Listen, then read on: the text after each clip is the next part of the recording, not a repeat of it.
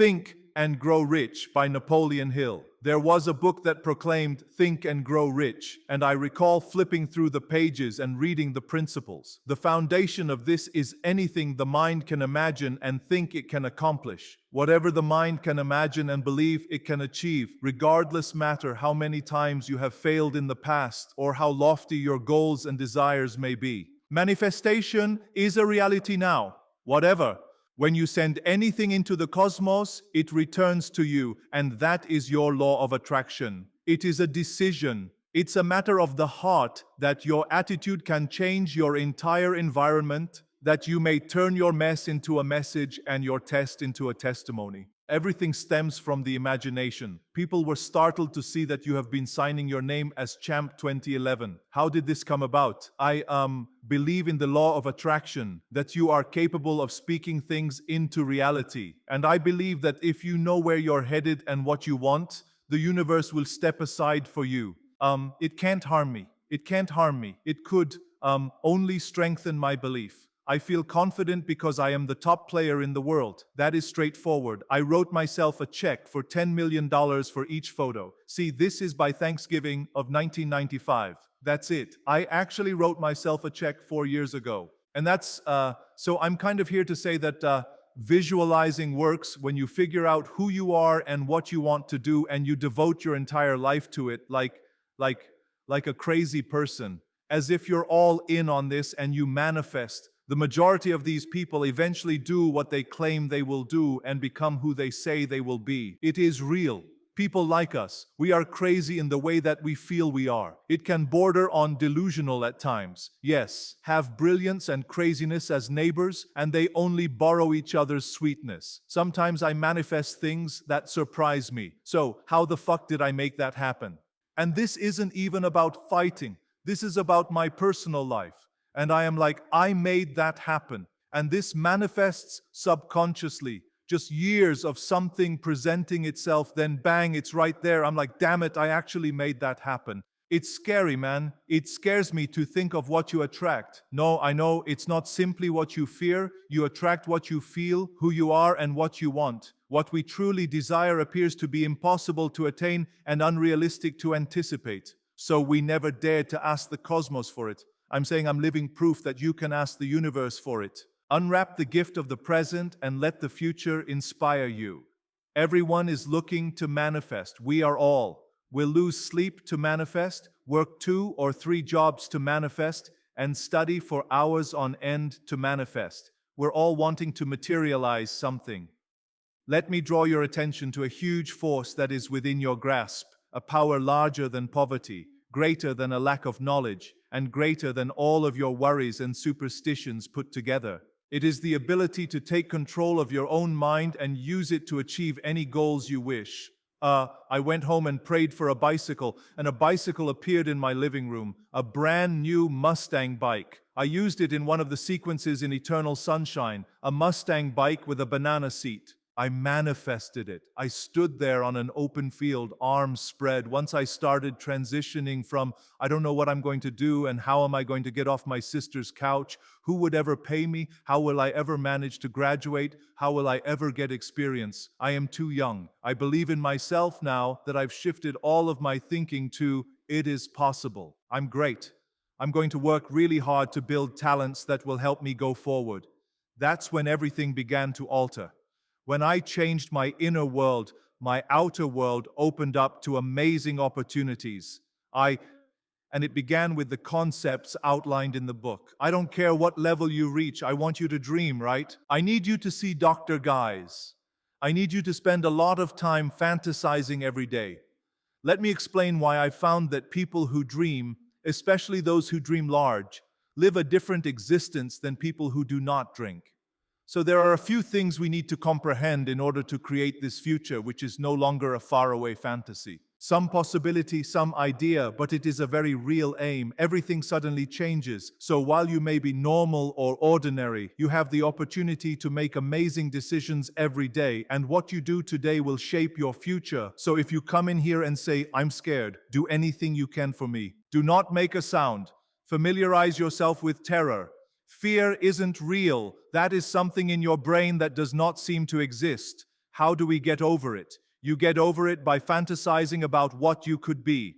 Come on, you have to hear what I am saying.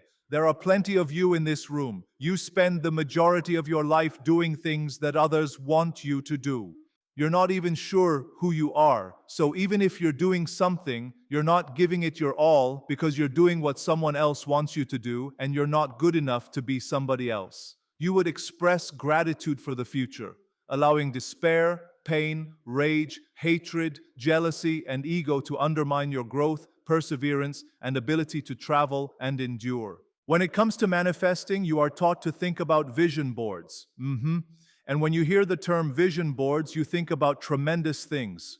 Should you have huge dreams? Of course you should. Here is where everyone goes wrong. You dream of the end. You create this beautiful collage of things that have nothing to do with your current existence. Yeah, that's literally while you're sitting in your studio apartment. The kitty box hasn't been changed in 2 weeks. There is no food in the refrigerator. There's no food in the fridge. You're seeking for work. And you're staring at a mansion that will go eventually, making you feel like a loser, yeah? Because the distance between your current location and your desired destination appears insurmountable. According to the research, what occurs when you simply imagine the end game, Lewis? It is demotivating. At first, it's a lot of fun to have a bottle of wine and create your own collage. I'm going to envision and slap this up. Here's my vision board. This is fantastic. Law of attraction, baby. Come on. I'm going to think about it. It will come to me. Okay, I have been doing this for 2 days. I'm not. I'm still in this flat with the cat box. It should be changed. Visualize the bridge that connects where you are and where you need to go. The bridge. Yes, in particular, the awful stuff. Visualizing the bridge trains your nervous system and mind to accomplish the hard work. So you should imagine not crossing the finish line, but what does it feel like to be at mile 12 with your earbuds running out of battery? Yeah, no, I am serious. Yeah, you keep going. What does it feel like when your shoelace snaps, your heel lifts, and you develop a blood blister at mile 17?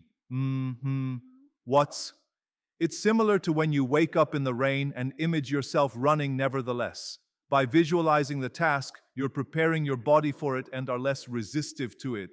When the time comes, I believe anything in the mind is capable of conception. If you think about it enough, you will eventually believe it, so you don't have to. To begin with, I didn't believe it, and I'm speaking from experience here. I didn't think I'd ever get the 25,000. I didn't know anyone with 25,000, but I continued reading the book. And something unusual happens. See, when you write something, you trigger thought, and thought generates an image. The image is then imprinted on cells in your brain. Prior to then, I was only worried about debt. If a person's aim is to get out of debt, they will most likely be in debt indefinitely because that is what they think about. And if you think about it or become emotionally involved with it, you will attract it because you are on the same frequency as it.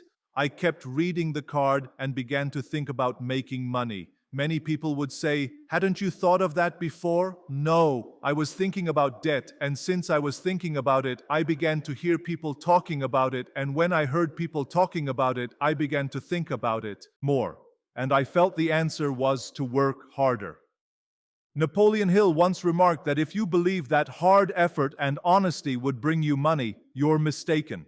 Within a year of picking up this book, I had no formal education, only 2 months of high school, and no business experience. So, you see, there were valid reasons for not winning, and I got into them. But Ray informed me, that is why you can't win, Bob. Consider all of the reasons you can't, including the fact that I'm neither powerless or uncontrollable. I have power over my life, and I am going to get rich. So if I could just stay occupied, if I could just have a place to work every day, something to do, someone to call, and someone to be in front of it, that would be my biggest concern. My biggest dread was the little white pill. I threw it away that night, vowing never to use it again, and I just decided that day not to give up, not to be helpless, not to be unmanageable, but to be. I've been doing that since I was 25. Every day when I wake up, I'm going to be somebody. I'm not going to think about it. I am going to be somebody today. I'm going to grow into the person I should be. and I began to question a number of ideas, like the ideas, and you have to be really smart if you want to make a lot of money. I was making a lot of money, but I realized I wasn't that smart, so I began to question all of my views, which is when I decided I was going to figure it out. Why was I winning? I didn't believe there was an emotional or capricious God who reached out and said, "Let Bob have his turn." I didn't think I was lucky, but I figured someone must know why I won, and I'll figure it out. And I began a study, he replied. There is a distinction between wishing for something and being prepared to get it. No one is ready for anything until they feel they can get it. He stated that the mental state must be one of belief rather than hope or wish. So, I wonder, how do you believe? Where do your beliefs stem from? If you just remark, "I believe there is more to it than that," our belief system is based on our assessment of things. And as you reevaluate a problem, your perspective on it often shifts. I suddenly knew I had worked it out. I had spent 9.5 years since that day in London trying to figure out why I had changed. 9.5 years later, in the restaurant, I realized my belief system had shifted as I reevaluated who I was. This cannot be achieved through reading or memorization. It is the comprehension and implementation of wise ideas that count. So I started studying this from a completely other angle. And once I figured it out, I began to comprehend Napoleon Hill better, because he only wanted to teach it. And after I figured it out, all I wanted to do was teach others.